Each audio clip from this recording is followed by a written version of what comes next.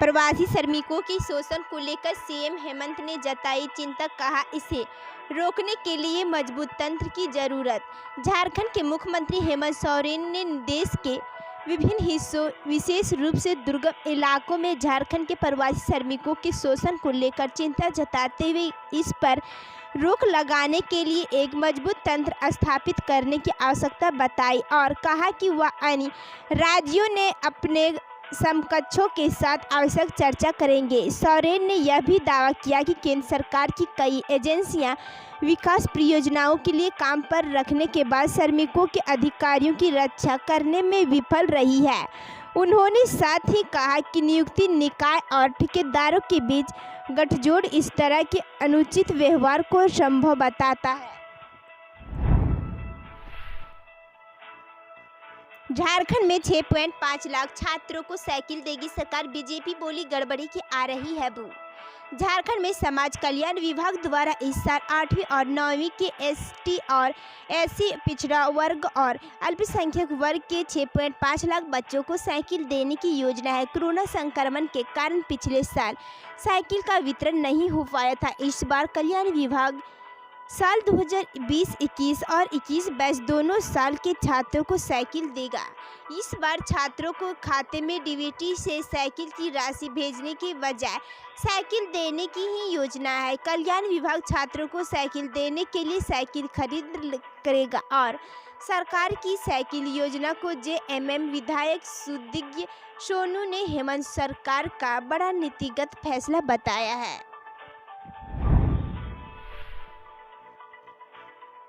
हेमंत सरकार का छात्रों को तोहफा, 21,000 स्टूडेंट को पढ़ाई के लिए मिलेगा टैब। झारखंड सरकार कल्याण विभाग ने राज्य के सभी 136 आवासीय स्कूलों के 21,000 छात्रों को टैब देने की घोषणा की। इस मौके पर कल्याण मंत्री चंपाई सोरेन ने कहा कि विभाग ने पहली से 12वीं तक के सभी बच्चों को टैब देने के साथ लर्निंग मटेरियल देने की भी योजना बनाई है। विभाग के इस फैसले पर सत्ता के प्रमुख दल जेएमएम महासचिव विनोद पांडे ने कहा कि प्रदेश हेमंत सोरेन सरकार की अगुवाई में लगातार शिक्षा के क्षेत्र में छात्रों के लिए बेहतर सुविधा उपलब्ध कराई जा रही। विभाग योजना को सही दिशा में बेहतर तरीके से बच्चों के बीच पहुंचाए ताकि ज़्यादा से ज़्यादा लाभ मिल सके।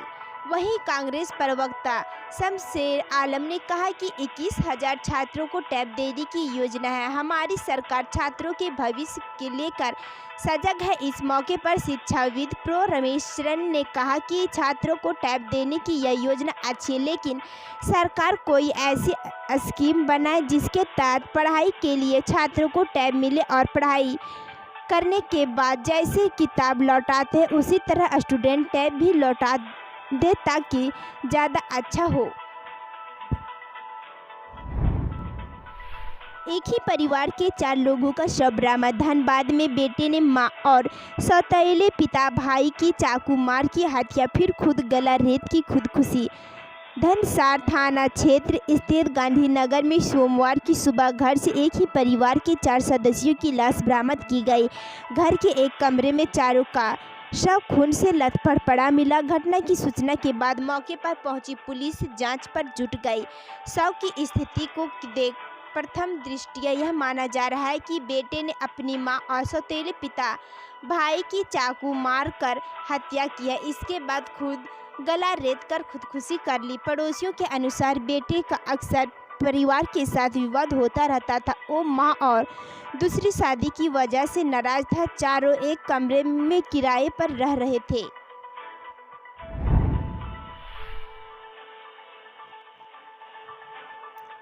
झारखंड में मानसून की बारिश। रांची में पिछले 24 घंटे में 37.4 मिलीमीटर तो दुमका में सबसे ज़्यादा 94 मिलीमीटर बारिश हुई। अगले 4 दिनों तक मौसम में परिवर्तन नहीं।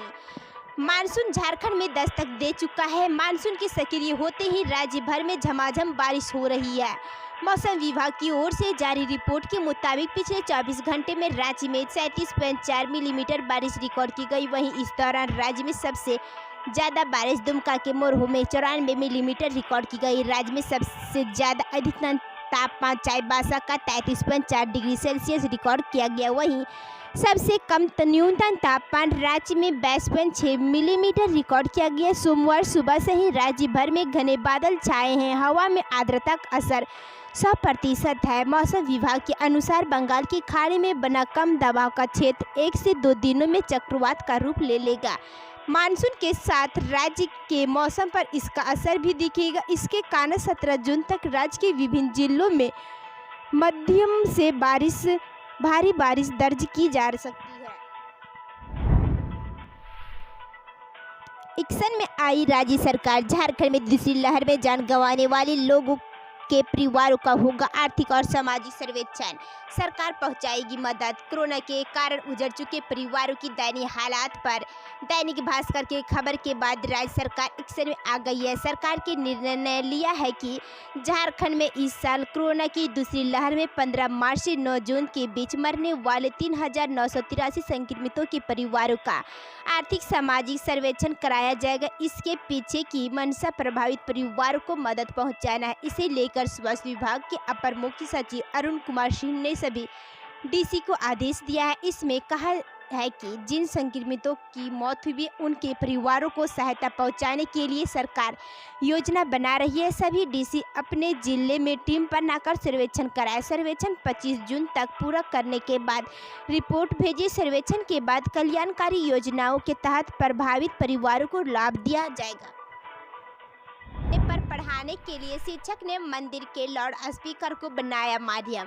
गांव में जगह जगह लगाई वर्णमाला। लॉकडाउन की वजह से इन दिनों स्कूल बंद है। ऐसे में ग्रामीण क्षेत्रों में बच्चों की पढ़ाई जारी रखने के लिए एक शिक्षक ने गांव में जगह जगह दीवारों पर हिंदी इंग्लिश की वर्णमाला लगा दी। साथ ही गांव के मंदिर में लगे लाउड स्पीकर के माध्यम बनाया और बच्चों की पढ़ाई शुरू करवाई। शिक्षक लाउड स्पीकर से बोलते हैं तो दूर दूर बैठे बच्चे उनके साथ इसे दोहराते हैं। हम बात कर रहे हैं चंद्रपुरा प्रखंड के पोपलो पंचायत अंतर्गत जौनरी गांव की। यहाँ शिक्षक भीम महतो की इस पहल की ग्रामीण काफ़ी सराहना कर रहे हैं।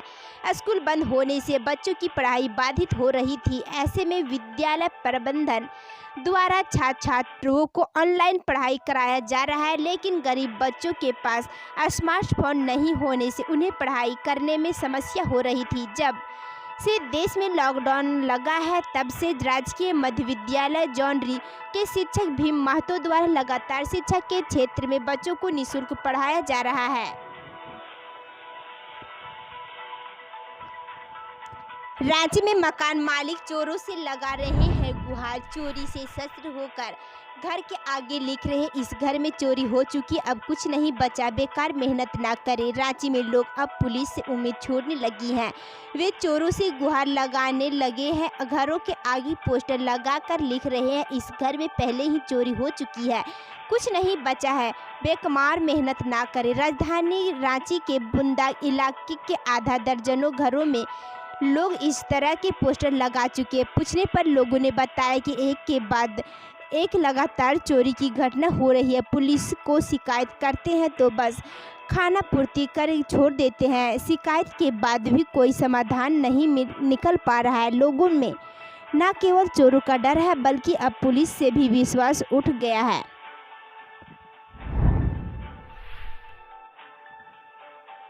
रांची में हेल्थ वर्कर्स की हड़ताल।